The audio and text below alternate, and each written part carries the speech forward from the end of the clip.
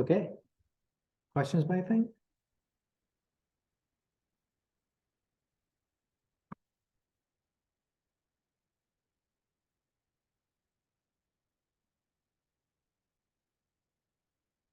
All right. We're going to continue talking about health professionals. So, what do you think is the most common profession? Like, what are most, what's the most common profession? How many say doctors, nurses, dentists, physiotherapists, or nurse practitioners? What do you think?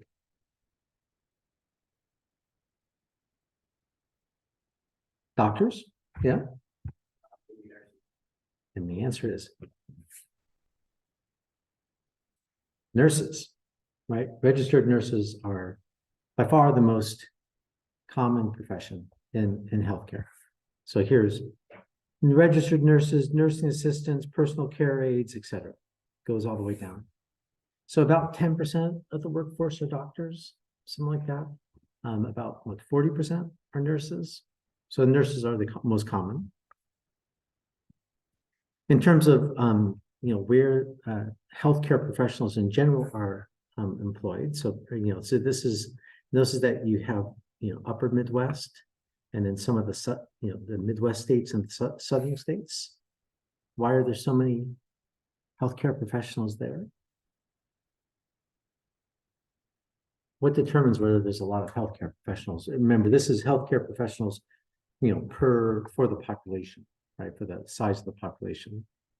So what determines whether there's relatively a lot of healthcare professionals?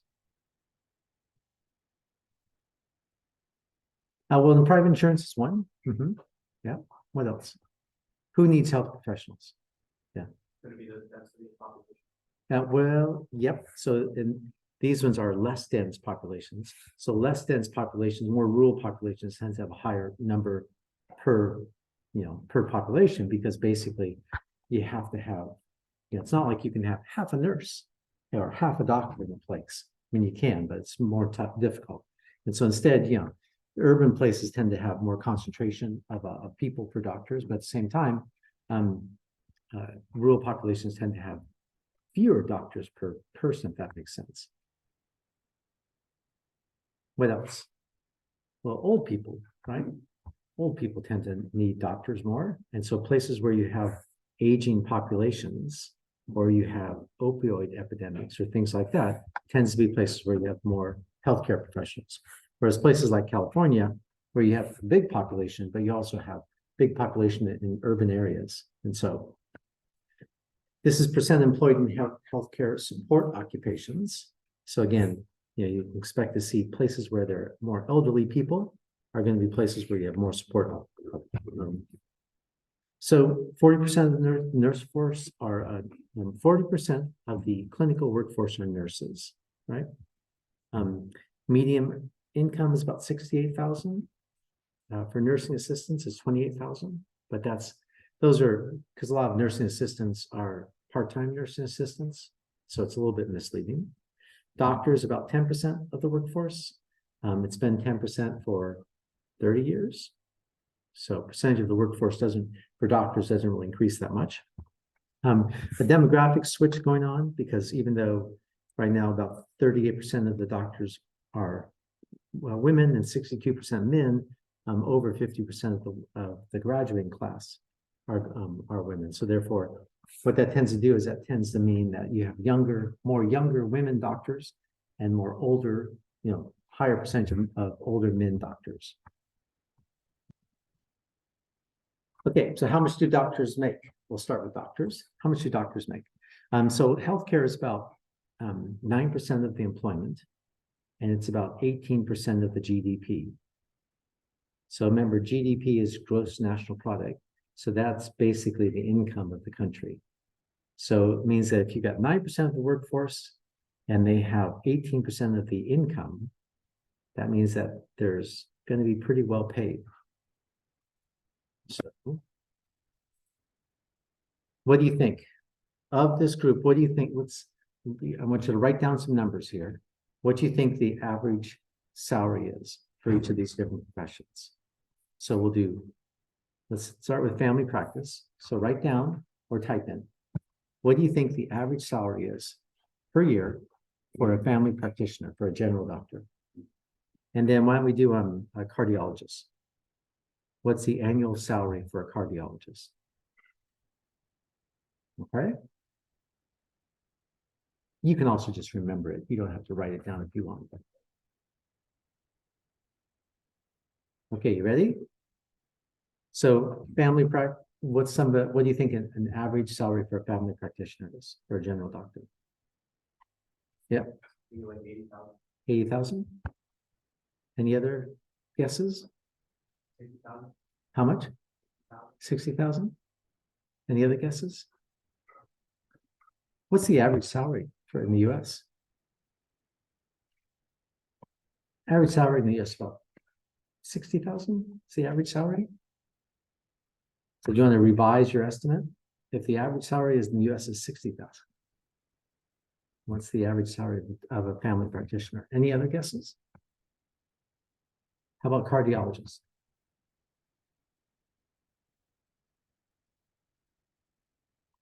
What do you think? Yeah.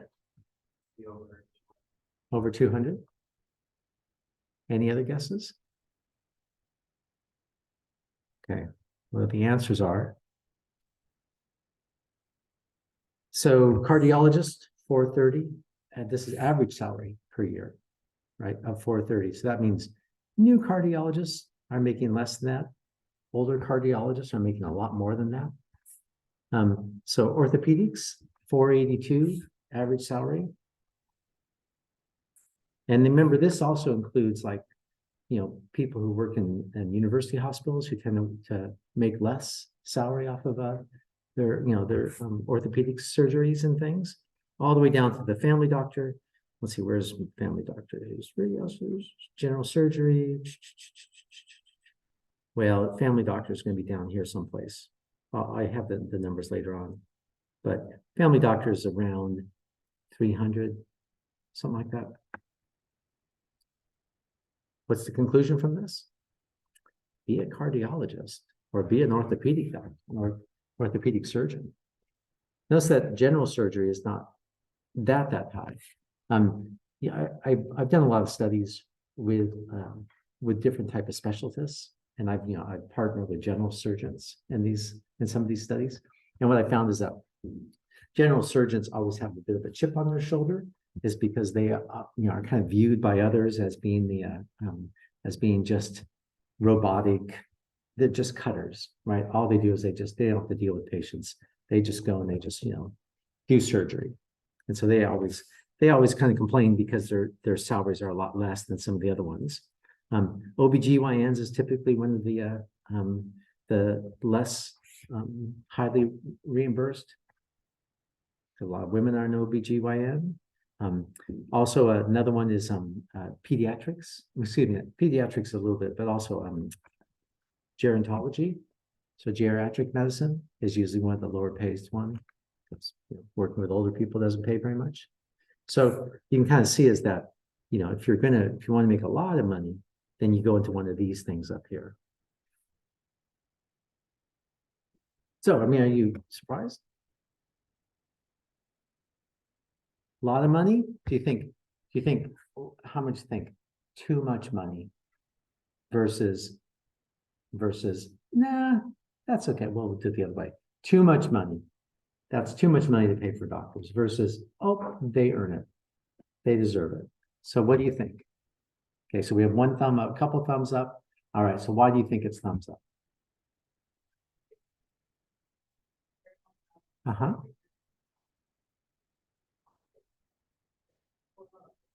Yeah. So, and they're taking care of you. Well, let's do the last one. So why would they get more money for taking care of people? Because they take care of people.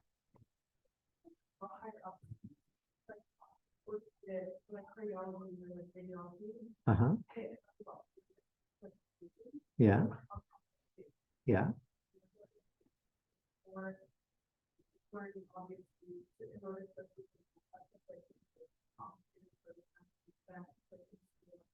Okay, so in the school part, agree, but I'm just wondering is that, and I'm not disagreeing with you. I'm just wondering, is there some reason why, because they're helping people, is that means that they would get greater, salaries than someone who wasn't necessarily helping someone? Yeah.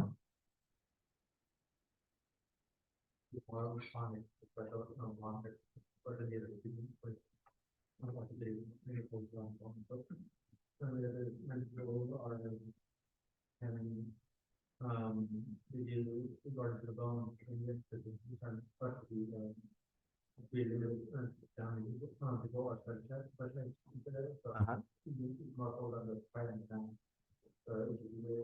So you're saying because they're specialized in it and there's not very many of them, you mean? So therefore they should get this higher salary?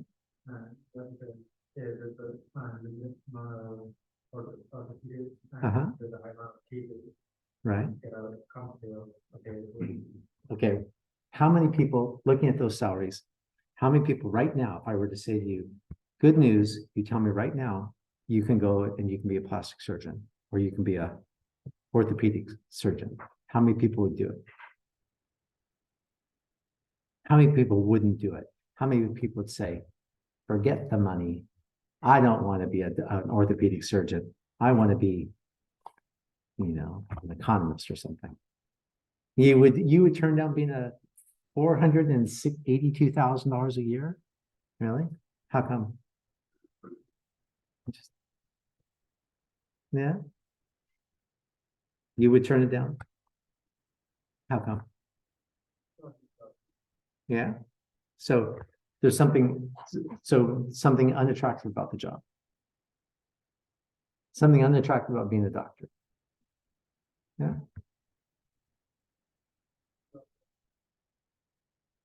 Okay, but so you two are excluded. You don't have to be doctors. Anyone else here not want to be a doctor for $482,000 a year?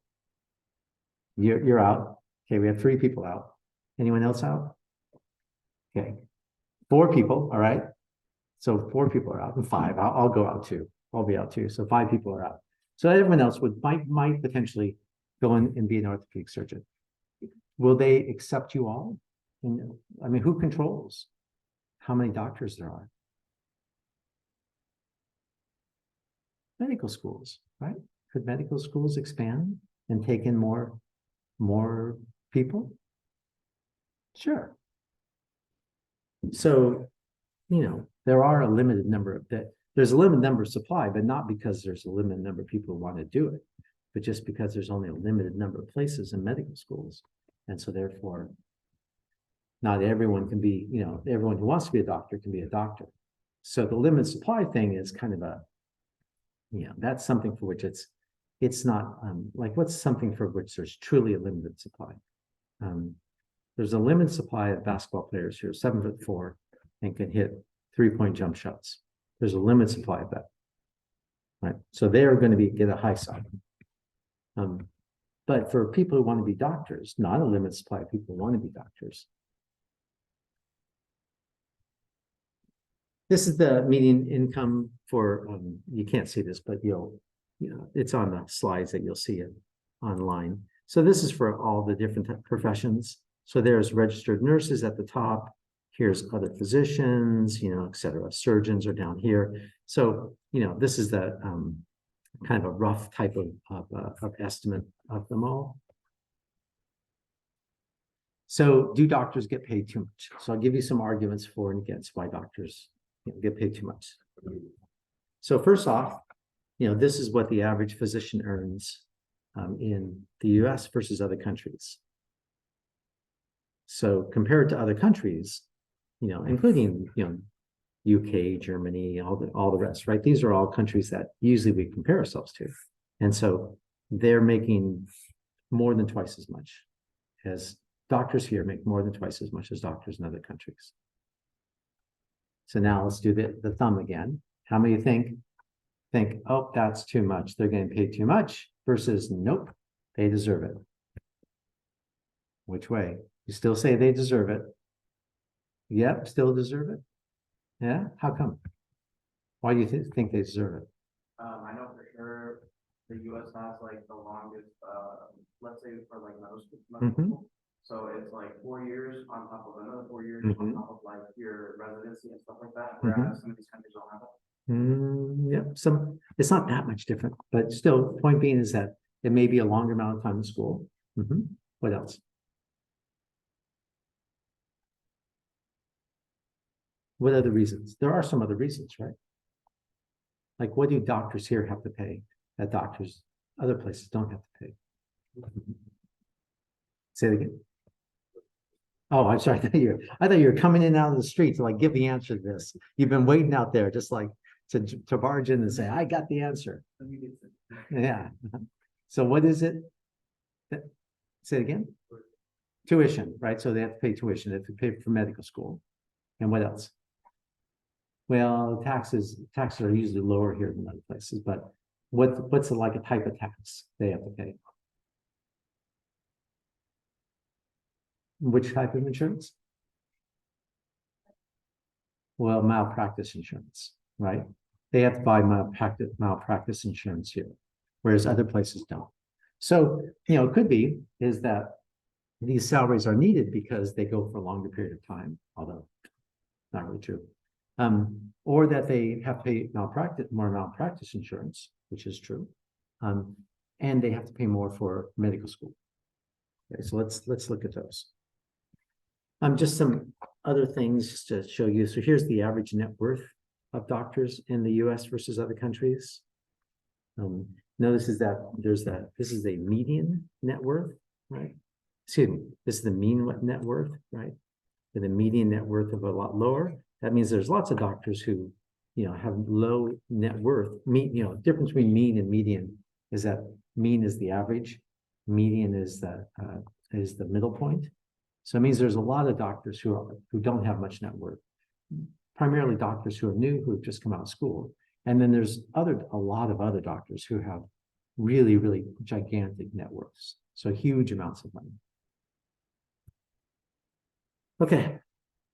This is graph of salaries. As you see in most places, male salaries are higher than female salaries.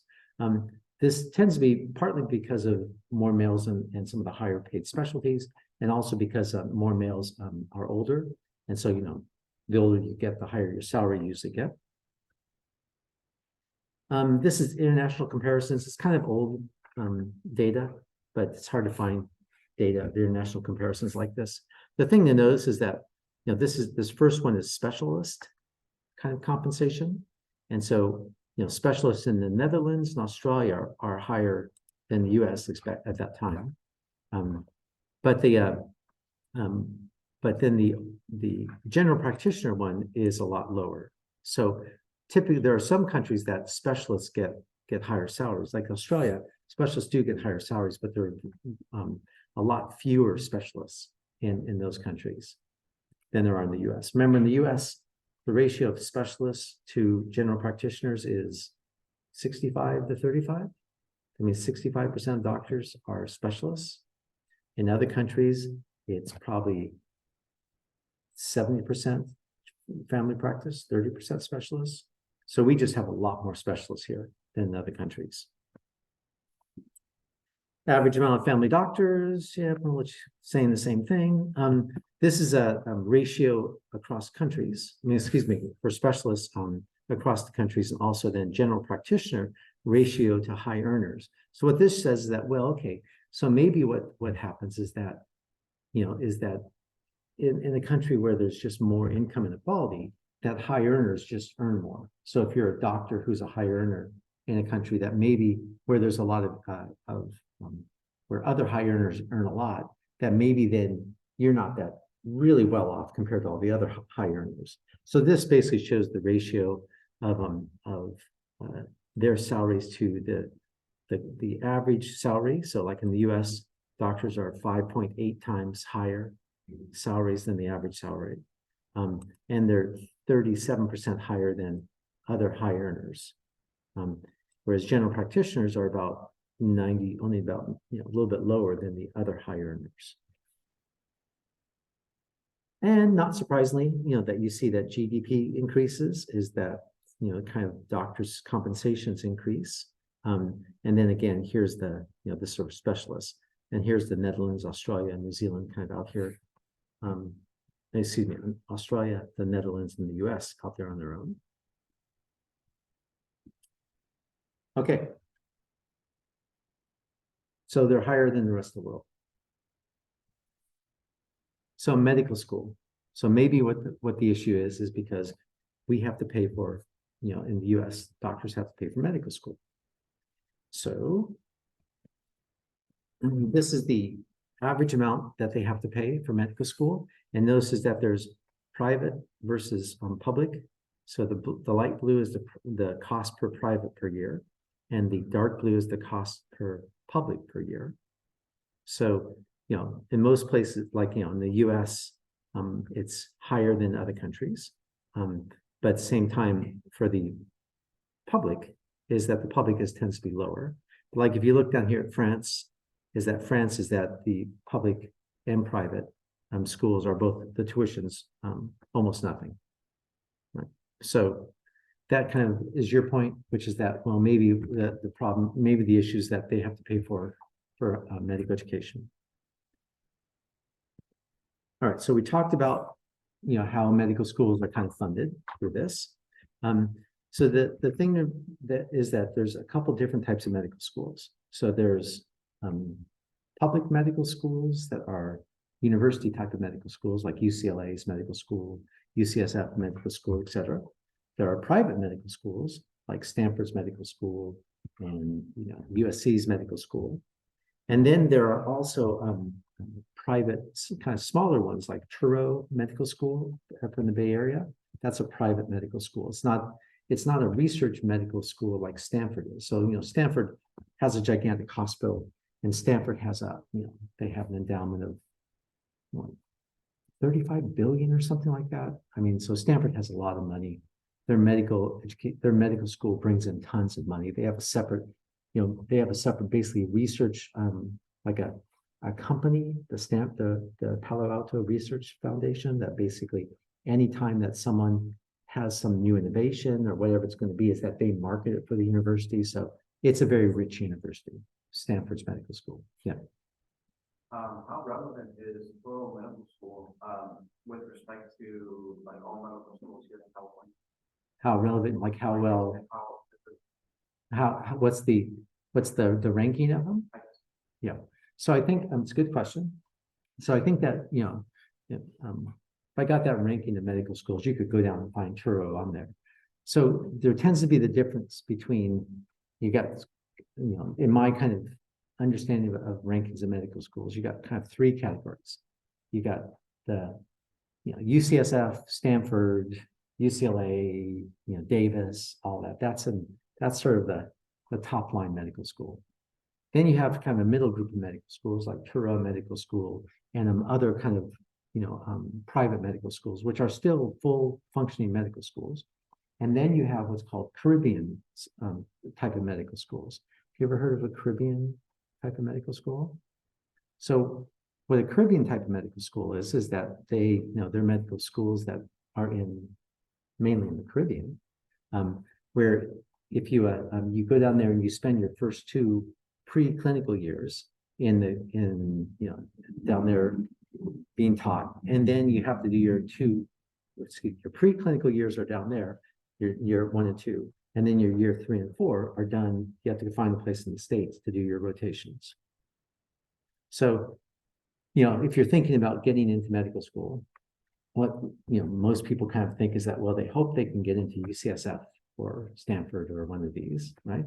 If you don't get that, then maybe you'll get into Truro, and you'll sort of still a fully functioning medical school, and that you'll be, you may not get the jobs that you get, like the residencies. You may not get because that's where it really comes out. Where if you want to go and be a family doctor, and that you want to practice here in Merced, then it probably doesn't matter if you go to UCSF Medical School or Truro Medical School. You can go and you can get a job in the medically underserved area without much problem. If you want to be a cardiologist, right, and get into one of the few slots and get a chance to buy you the $482,000 apple, is that then that's really competitive. And so there, you're probably going to have to go to Harvard or Stanford or one of the other really, really top medical schools. So the medical schools, what they, the rankings of them, what it really determines is kind of where you're likely to get those type of top residencies that give you the, the really, really, I'm referring to these specialties as high paid specialties because they are high paid specialties, but really also they're just, as you're saying, they're more technical and they're more difficult, and they're also usually more interesting. So people tend to like to go into them because they're just interesting specialties to go into. So there is like a money follows the interest in this case as well. But that's that's where the ranking matters. And then if you don't get into Stanford and you don't get into Truro, then the other option is to go and to try someplace like a Caribbean medical school. Right. So here's some of the Caribbean medical schools when they were started. So one thing you notice about them is that, they're kind of in the Caribbean. If you think it, so here's the UCSF's admissions data from, I think 2021, I got this from. So they had 9,000 applicants. They interviewed 554 people. Of those, they took in 187. So that means that they took in basically 2% of the applicants. Now, and this is the average age, et cetera, women representation, et cetera. So that's who UCSF took in. But you notice is that 2%, not a lot, right, of people that they're taking in percentage-wise. But even more, 187 is not, that's not a huge number of people to be doctors. So, it takes 4 years of their medical program. And that means 4 years so they have basically 800, 700 medical students at any one time for a state of 40 million people. Caribbean medical schools, on the other hand, is that they tend to have lower standards of admission. They're more expensive. They're generally only 2 years. So it means that you have to go find your placement someplace. You have to find a place where they'll help you, but they don't have a place usually set up to do your placements here in the States once you're done. And so you've got to find someplace for years 3 and 4. And it's not like you can just kind of, go up to your local hospital and say, hey, I want to be a year 3 or 4 medical student here. Is that you've got to find a place where they're willing to take you in on their rotations. So St. George Medical School and Ross University, which is down there, they take in about 1,600 people per year, right? Compared to the USF's 180. So what it means is that there's a lot of people who are, including a lot of people here in our region, who are graduates of Caribbean medical schools. If you look at the cost, this is the cost of basically public and private medical schools in the U.S. So these are not the Caribbean ones.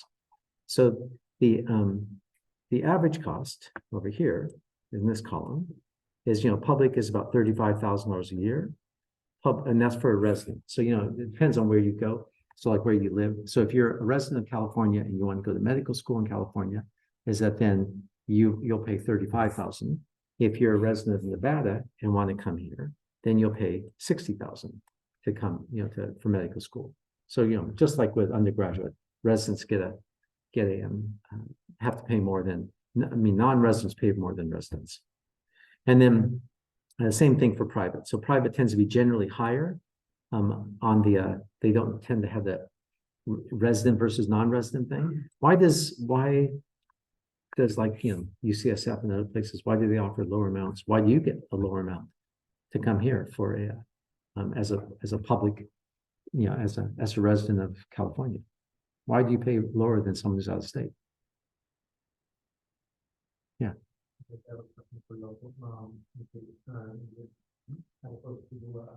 Yeah, why though? Why doesn't the private ones do that? Who pays the additional amount between here and here? The state, right? So the state chimes in. So like, when they're talking about a UC Merced Medical School and they're throwing around numbers of like 200 million, $300 million that they need from the state. So they need it for the infrastructure, and they also then need the continuing support because, the state sponsors, people to come in and to do their medical residency here. Do the medical school here. Okay, so medical debt then, this is the average amount of debt that people had in terms of public and private debt, right? So the mean is that means when they graduate after 4 years, is that the average debt for someone that goes to a public school is about $167,000 per year. And the average debt of someone who goes to a private school is $190,000. Remember, the reason we're going through this is because it's like, well, so is that the reason why they get high salaries? Is because they have to pay so much debt. They have so much debt in medical school. So these are the numbers for the US. But from the Caribbean, the average amount of debt that someone ends up with after going to Caribbean school is $348,000. And that only 59% of the people actually complete, graduate from these Caribbean medical schools. That means that 41% of the people who start don't actually get their medical degree. So these people, who are these 41%, they're the ones who are still taking in the $348,000 worth of debt, but they're not doctors. At least these people here who graduate, you can sit there and say, well, they're going to get these salaries in the future so they can pay it off. But you can see why if you choose to go to a Caribbean medical school, you better be really certain that you're gonna graduate from it. Because if not, you're going to end up with a gigantic amount of debt. And and not be a doctor, not have the high salaries that allow you to go through to pay it. You can also see why doctors, when they get done with medical school, most of them sit there and not very many doctors say, I think I'm sick of being a doctor. I think I'll do something else. I'll go work, I'll go work at the mall instead. It's like, no, because you've got $167,000 worth of debt to pay. Now, in practice, a lot of these doctors don't actually have to end up paying off their debt. So like if, here in the Valley, Mercy Hospital will offer a deal. I think that they would offer to pay off your debt in 5 years. I think that was the deal at Mercy. And so the idea is that if Mercy, in order to attract doctors, if you come after your residency and become a doctor here for Mercy Hospital, is that Mercy and a lot of the other places in this region will give you a salary plus they'll pay off part of your debt. But the idea being is that you have to stay, right, to get your debt paid off, so that they'll only do it a certain percentage each year. Other ones is that there are other types of programs, like to get doctors to go into rural areas, is that they'll say they'll pay off their debt if they stay in a rural area. So paying off the debt is a common way of trying to attract new doctors to go live in areas where there aren't very many doctors. Okay, $180,000, a lot of money. It's $180,000, a lot of money. Well, it's a lot of money if you're, a doctor. Well, how much would you pay per year? So since, you can figure this out, go online and look at, if you took a loan out for $180,000, how much would you have to pay 2 years? How much would you have to pay per year? And so it comes out that, if you have, I think I did a 3% interest rate, is that you're going to pay, over the 10 years, you pay $28,000 in interest. So you pay about $20,000 a year to pay off your medical bill. Your medical debt. So is that a lot? 20,000 per year? What's your salary? What's the doctor's salary? The average salary of a doctor?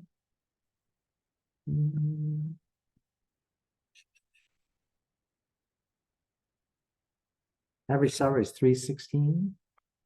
So 20,000 per year, that brings it down to like $29.16. That's still a pretty good salary. $296,000 per year, even after you pay off your medical debt.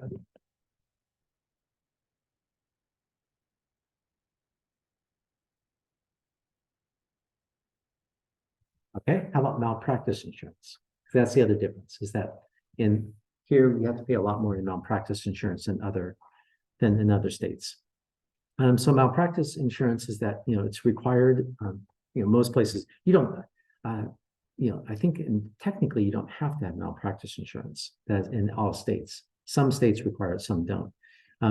But the idea is that doctors will get malpractice insurance and hospitals will get malpractice insurance. Thing about malpractice is that's typically it's usually based on community rating, not experience rating, meaning that they usually charge the same amount for all specialists. So all OBGYNs have the same rate, pretty much, and all surgeons will have the same rate, and all, so they do it by specialty, not by experience. Why do you think they don't do it by experience? Yeah. Yeah. And it becomes something for which, well, one, they're rare, right? Having a medical having a really malpractice event, a medical error, is pretty rare. And then to be negligent for it is pretty rare as well. Plus, also, they have another way of, if you're really someone who creates a lot of errors, then what will happen is the medical board will come down on you. And the medical board then will come and start sanctioning you if you have, if you're making errors all over the place, is that you'll get sanctioned by the medical board. So they tend to not do it just because, they're sort of rare, that it's experience rating kind of doesn't really work very well. But also is that there's other mechanisms. So malpractice is not just sort of making a mistake, right? So for there to be malpractice, it's got to be something for which, there's you have a legal duty to do something, and you breach that duty, and that because of that breach, there's an injury, and the injury has to be something that has harm. So it means that if they give you a drug, and that drug, you have allergic reaction, and there's no way for them to know that you're going to be allergic to that drug, then that's something for which it's not technically, a malpractice. Malpractice has to be something where there's some type of error that occurs. So most common reasons are a misdiagnosis or delayed diagnosis. Going to the doctor, you have a bump, doctor says, oh, it's nothing. And then finally they determine that it's cancer. And so that's malpractice, right? Because you can argue is that they should have diagnosed this earlier, and their failure to diagnose it, led to worse outcomes for you because of it. You can see where it's a bit problematic because, like in those cases, there is this, could it have been non-cancerous? Yes. So what's a doctor to do then? Do they treat every bump that comes in as potentially cancerous and get a biopsy for it? No. So there is, it's not like a clear black and white line for most of these things. Also childbirth and anesthesia. And for anesthesia, that's, there's lots of things. Why do you think childbirth has a lot of malpractice suits? Why do you think childbirth? Yeah?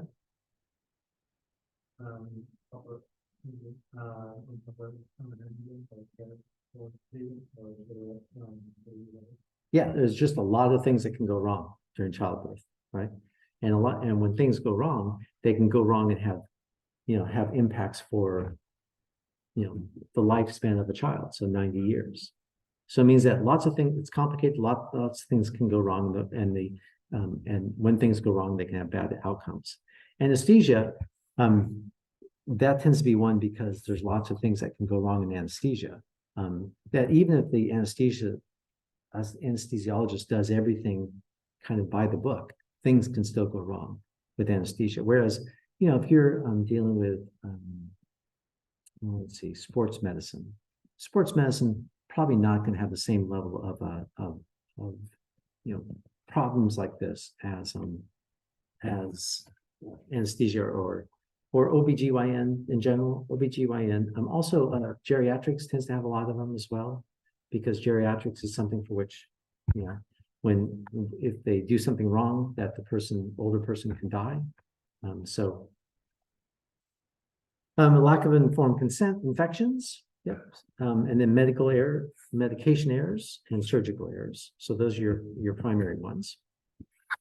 Now, for malpractice, there are 3 different types of of damages that can be awarded.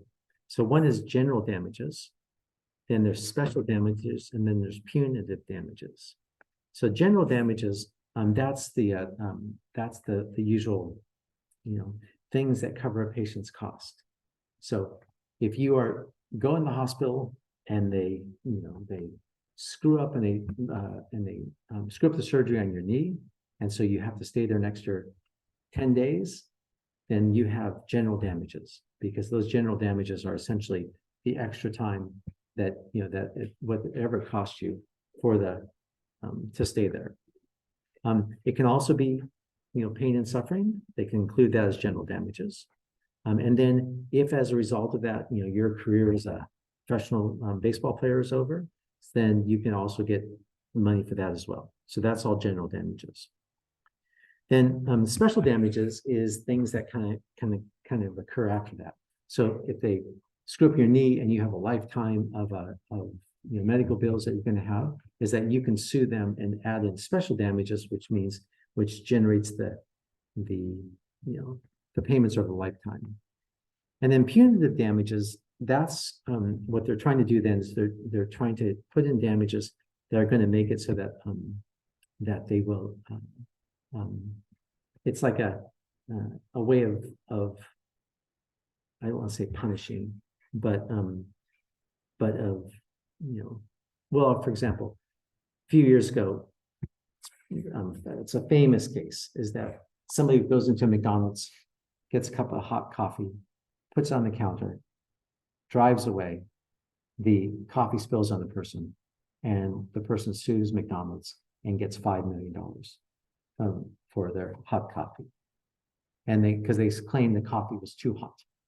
And so therefore, McDonald's was negligent. So $5 million.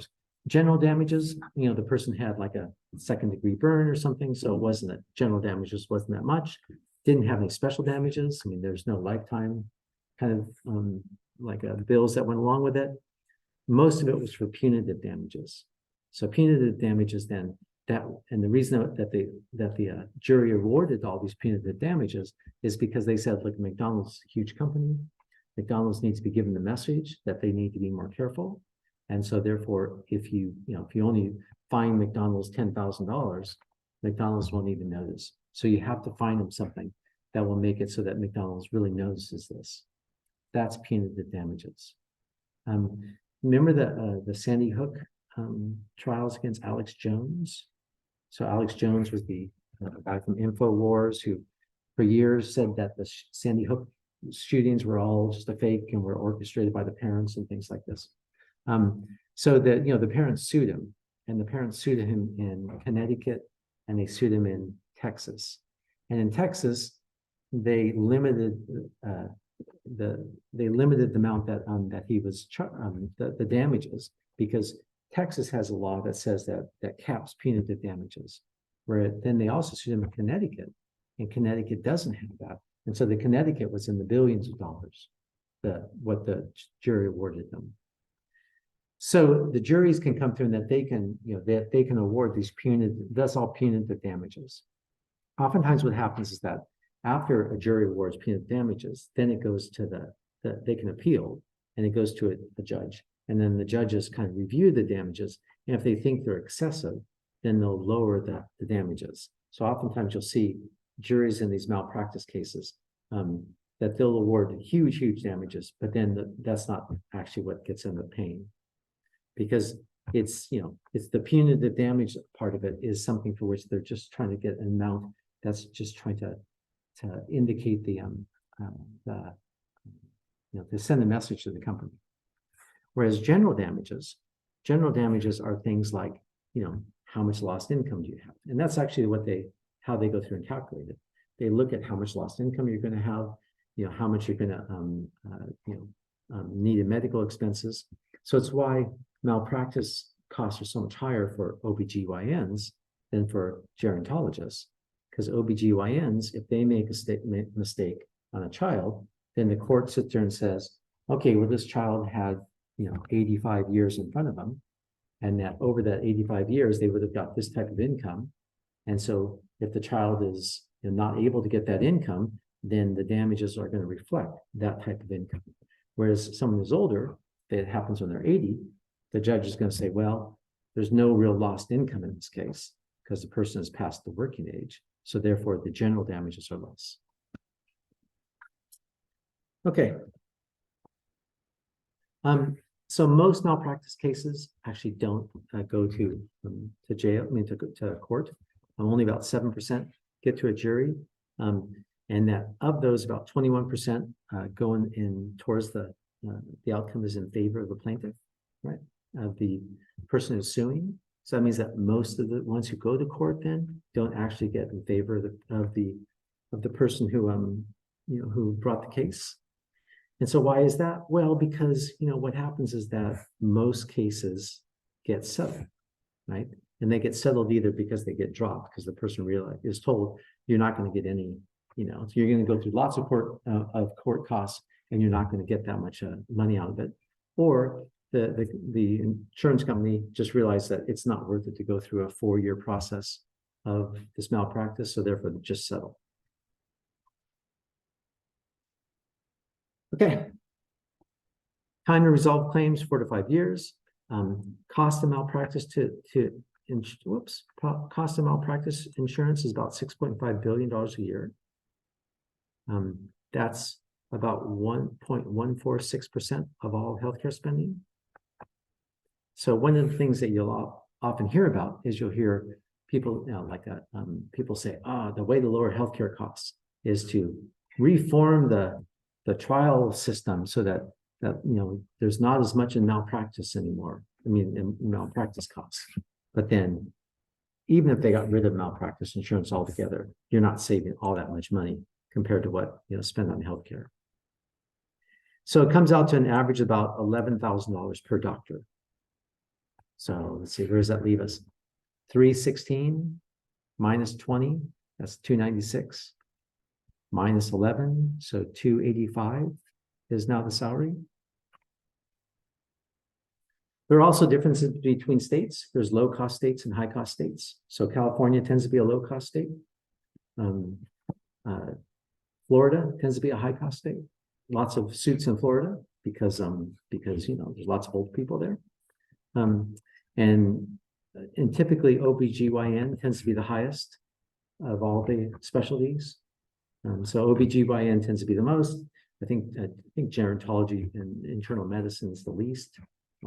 But they're all kind of in some range, and that the average is about 11,000. Why do states differ? States differ partly just because states have different type of laws, right? Caps, and so states they award different amounts. Also, though, is that there's differences in terms of the states have their own kind of each state will have their own norms that they use. So if a jury tries to award $50 billion to someone on a suit and they appeal, is that what the state does? It looks, well, what do we normally kind of put in this type of case? So it means that there's always some type of normalization of malpractice claims. An alternative to this is a no-fault system. So a no-fault system is one for which, and this is in a number of different countries, where you don't sue, or you can only sue if somebody has intentionally, you can prove they intentionally try to hurt you. So, for example, like down in New Zealand, they have what's called the Accident Compensation Court. So if I get off a plane in New Zealand and I trip and I hurt my foot, and I go to the doctor will say, how'd you do it? And I'll tell them, I tripped and hurt my foot. And they say, ooh, that's an accident. And so then they'll call up the Accident Compensation, or they'll apply to the Accident Compensation Commission. And the ACC then will come through and will pay any type of rehab, any type of lost income. Their main focus is getting the person back to work. So there's no cost to the individual. So the main point is to get back to work. If, on the other hand, my other foot is hurt because I have some chronic condition in my foot, right? They won't pay for that. They only pay for injuries, and the whole focus is to try and get you back up to a level where you can go back to work. In return for that, is that it means that that they don't that you can't sue. So if I get off the plane and trip, as I can't sit there and sue Air New Zealand for having a carpet that's off. I mean, because that's the deal. You give up the ability to sue on for just for random purposes in return for that they'll pay for everything if you do get injured. So as a result, malpractice rates are really, really low down there. They're kind of a nominal amount, and that most people get them just in case someone kind of comes through and really wants to sue them for some reason. Is that just so they can sell it? But they're pretty small. Okay, so here's the summary of the differences then. So this is, I went and thought and found out, all right, how many visits per week do most of these surgeons have, most of these specialty have?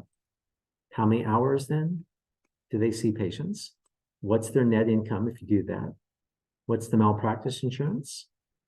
So you notice that, OBGYN, their malpractice insurance is much higher. How much is the cost of medical school? So this is then the average salaries that's left over after that. So if you compare that to, if you compare that to other countries, is that still twice as much as other countries? So not very much difference between the US and other countries in terms of the length of education. Not, and once you take out malpractice and take out cost of medical school. So do they get paid too much? So there's a number of arguments for why it is that you might say, no, they don't get paid too much, right? So one is that, well, health is just one of those things that as countries become richer, is that people spend more on health. And so therefore the US is a richer country. So therefore it's not surprising that we want to, that, when you have more money, that you want to spend more. And so therefore, I told you about my friend in New York who has the doctor, right? The concierge doctor. Tell you this? Yeah. So this is the guy who married well, and what they do is that they have their health insurance through their various employers, but then they also pay about, I think he said $50,000 a year per person to this doctor, just in cash, because there's no insurance, just in cash, to this doctor. And what this doctor does is that this doctor then will see them anytime they want. And this doctor, if they need a specialist, they'll get him into the specialist. There's no wait, right? That's what you get for a concierge doctor. So, if you think, well, how does money then, in this case, buy better healthcare? In the US, that's the way it buys better healthcare. Buys better healthcare because you can just basically skip all the lines and get the best type of care and things like that. So it's not like, so when you think about, people with more income spending more money, it's not like they spending on things like, oh, I want to have another facelift. Sometimes it is, but for the most part, that's not really what it is. It's things like this. And it's like if they do need healthcare, that they go to a private hospital that's really, really flash, as opposed to sharing a room with someone. So those are the ways that money then kind of gets you better care. Okay, more expensive than other countries because of medical school and malpractice. So we went through that. Yep. Not a significant, one of the arguments that against doctors being paid too much is that, well, it's not really that much of a big contributor to healthcare costs. So doctor salaries are about 10% of all healthcare costs. So even if you reduce them a lot, it wouldn't save that much money. It's one of the arguments against it. But I think what it means is like, here's just some data that was published about the cost of care in the US and Canada for the same thing. This is a hip arthroplasty. So the cost of just the direct care was about twice in the US what it is in Canada. Then the overheads is about twice. And so compared to Canada across the border, is that the cost is about twice overall. Okay. Do we have too few doctors or too many? Well, the number of doctors is actually pretty easy to figure out, right? Because you just look at the number, because they all have to be registered. So you look at the numbers who are registered, the number who are graduating, and then the numbers who are coming in from other countries, and that's your number of doctors. So, you know, you can kind of look to see. The optimal amount of doctors is the kind of a number that that is usually thrown around, is about 1,300 patients per doctor. Is kind of seen as the optimal amount.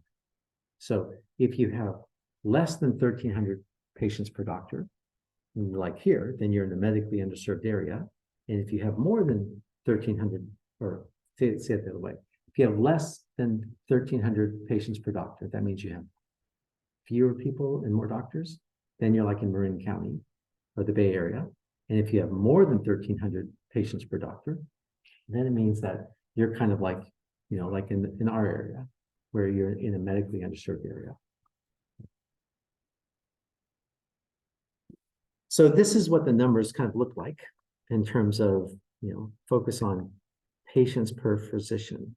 So what you can see is that, you know, kind of going over time, the number of doctors per physician has been falling, right? So back in the 1950s, there was like 2,200 patients per family physician.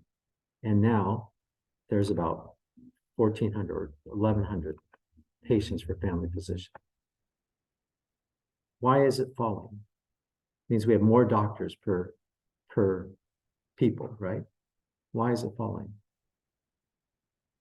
Yeah.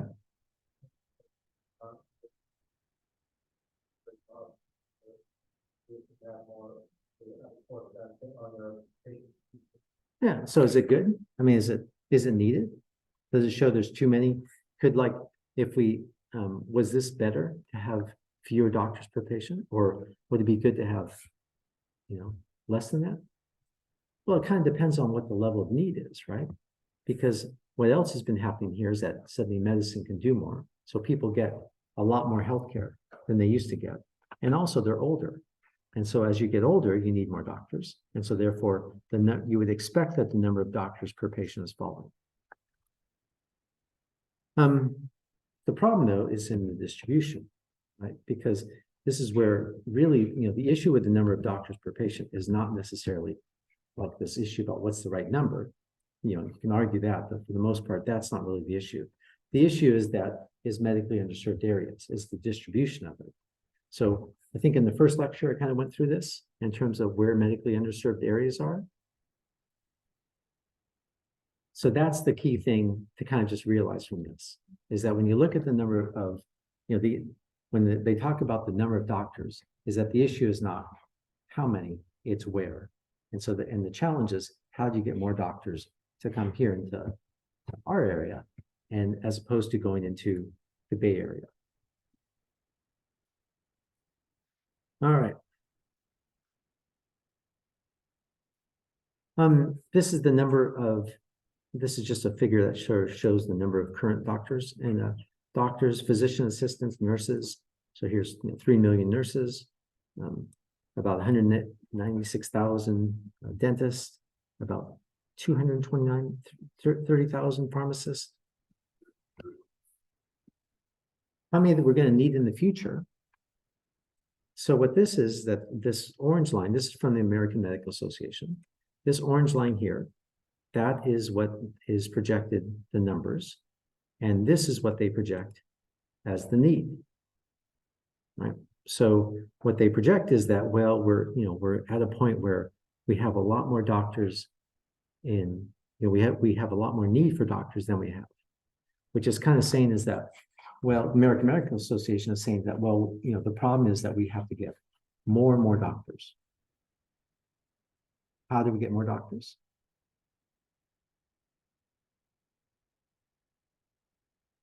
Well, we have more students in medical schools. How do we get more students in medical schools? Well, the state has to give more money. Typically, the states have to give more money to medical schools. And so, a lot of this is kind of saying, used as arguments for saying is that, well, the states need to fund medical schools more. But it does come to an issue, like here's the difference. This question about, well, do we really think that we need another $150,000 doctors in the country. So should we believe the numbers, right? Should we believe that?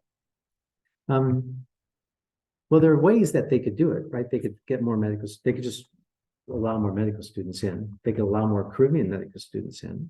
They could allow more foreign trained doctors in. So like currently, doctors in other countries, they typically, when they have to come here, even if they practice in another country for 15 years, when they come here, they have to go through and start residency again. And sometimes they have to actually go to medical school again, depending upon the country that you come from. So it means it's a big burden for a doctor to essentially, who's been practicing overseas for a while, to suddenly come in the country and be told, oh, you have to go back into residency for 3 years. But so there's debates in every country about this. And typically what happens is that the doctors groups kind of stand up and say, no, we shouldn't let more people in because, it will lower the quality of our medical profession. And on the other side, people say, well, you're just doing it because, if you bring more doctors in that then your salaries are going to go down. And so that's a debate that goes on. But it's actually tough to figure out how many doctors we're going to need in the future, right? It depends on a lot of different things. So for example,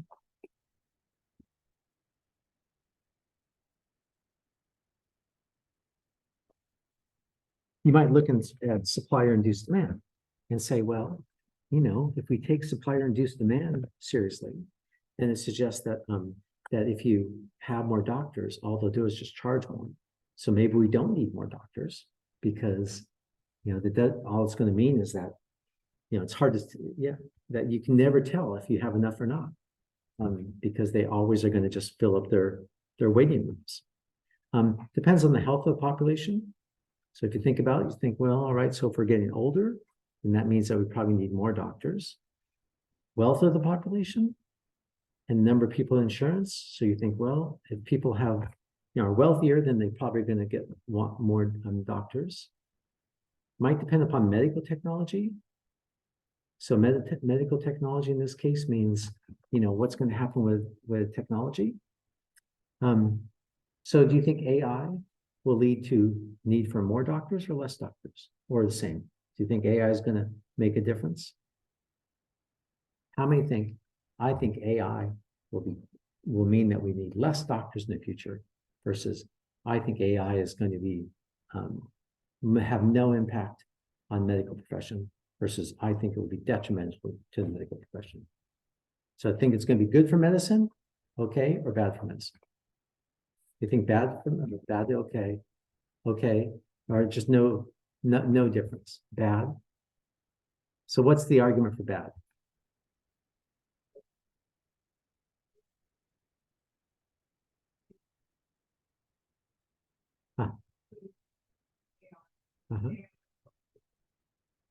Right. So I might be wrong. How does AI work? Yeah, well, but I think there's different types of AI, right? So one is there's AI like these large language programs. So, and what that does is that, like you're saying, it looks for the most common type of answer, right? On the other hand, they could restrict AI, those type of AI things, just to medical journals and clinical guidelines, right? They could say, if you're looking for your answer, you have to go to a medical journal or clinical guideline. You can't just, search randomly. Would that kind of ease some of your worries?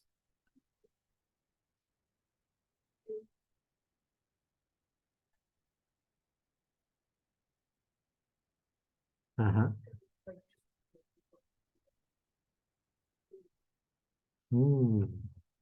So they've done for a long time. They've done these studies with doctors where what they did is they brought in doctors and they said, they had them go through and diagnose a bunch of patients, right?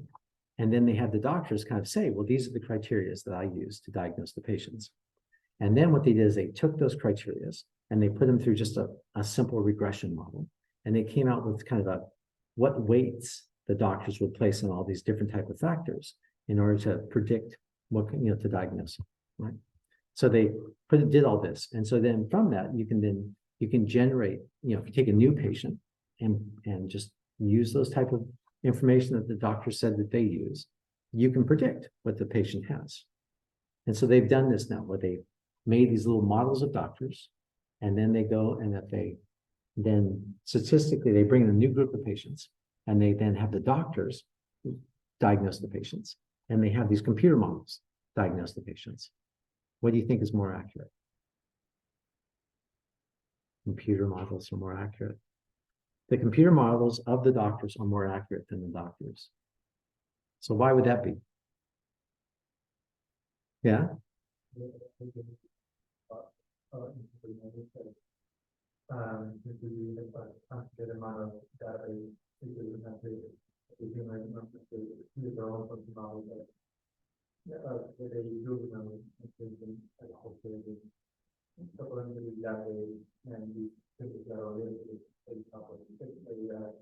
Uh-huh. And so what might doctors do that's different than that? I mean, like, so the computer can just, get the information, put it in, and it predicts based upon the information. So how would a doctor be better than you? Well, the doctor must be seeing something that the computer doesn't necessarily see, right? In which case then it says, oh, okay, so that means that the doctor, when it said what its criteria were, it didn't include that, right? It didn't include one of the criteria that could be, could be important. So it actually turns out it's really, really tough to find the cases where a doctor is better than a computer model at doing this. So why don't we use computer? And look at, and for clinical guidelines, right? Once you diagnose it, then a clinical guideline is a clinical guideline. So why would you ever, if you're a doctor, why would you ever deviate from the clinical guideline of your diagnosis? I mean, what's the part of it that you need a doctor to say, well, the clinical guideline says this, but I'm going to do this instead for your treatment. Yeah, I'm glad you're going to defend doctors here.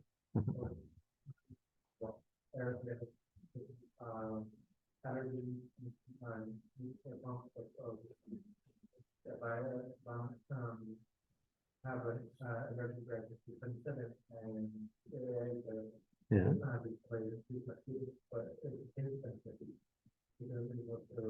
So it could be a bad clinical guideline, right? It could be a bad clinical guideline that says it didn't include in there to ask whether or not the person is allergic to penicillin, right? So it could be that. In which case then but that would say, oh, well, so you need to revise your clinical guideline, right? Because your clinical guideline's not good. And I mean, and so what the AI programs, of that, because the AI large model programs, I mean, that's not really the ones that are going to change medicine. The ones that will change medicine are the ones where you can link up. I mean, imagine if you had a type of AI program, like when you sit at home, you put your finger in a little thing and it registers your blood pressure, and it takes a little blood sample and it analyzes your blood sample, on your computer, and then the computer kind of optically looks at your face and your eyes and everything else, and then it takes all that information and then it tracks what your outcomes are, and then essentially it then looks at your outcome, looks at all your physical characteristics, and then does this for 1 million people, right? 2 million people. And so then it starts to draw the association between, well, what's the characteristics that you see here that are leading to this outcome? And then that's what the crude statistical model then becomes like a really, really sophisticated statistical model, because it's using all this data. And so in that case, then it's like a doctor that's learning off of 4 million people, rather than the doctor who's just learning off of the number of people who kind of come in to see them. So within this type of thing, then you have to ask the question again. So, okay, so if you have something that can learn 4 million, off of 4 million people, and can share it, not 4 million, you can do it off of 4 billion people, right? Because if you have this there's no difference in terms of sharing the information widely, then what is it that you really are getting from having a physical doctor? So being nice and being sympathetic, right? So you could say that, well, AI program is not going to, get you to be, get you to actually adhere to your treatment like you would if you had a physical doctor would say that. Then I'd say, okay, so have an AI treatment, but then have you could have a real person come in and say, oh, I just hear you're diagnosed with this. It's really important to take your medicine. I'd say, okay. Or they could have an avatar that I like that does the same thing. Yeah. I also think that how would AI regulate like rare diseases, diseases, all of that? Yeah. Like there's no information about that on the internet, so like someone's got to find that out. But I would say the opposite. How would I mean, AI has a better chance. I'm giving the case for AI. AI has a better chance to do it than a regular doctor, because a regular doctor sees maybe 1 or 2 of the patients in their lifetime. AI at least would see 100,000, 150,000. I mean, because you have to ask yourself, well, so what's a clinical guideline, right? A clinical guideline is supposed to tell you how people are supposed to be treated. And so if you're going to tell me that doctors are going to be better at knowing when to deviate from the clinical guideline, then I'm going to ask you, why? Why would they be better? And if so, why do we have a clinical guideline then? If you're, what is it that you're allowing the doctor's discretion to do that's going to deviate from the clinical guideline? Yeah. AI was like valid or what? How would you like who will become like accountable for that? Like like for a doctor, it will be Yeah. Yeah. How would they Yeah, my insurance company. My insurance company, or the company that runs the AI program, I could still sue them.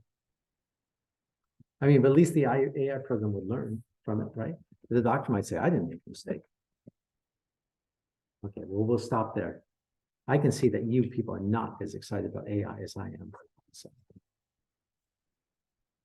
And yes, it will cause a lot of demise and we'll all end up as robot servants at some point. But before that, at least we'll get good care.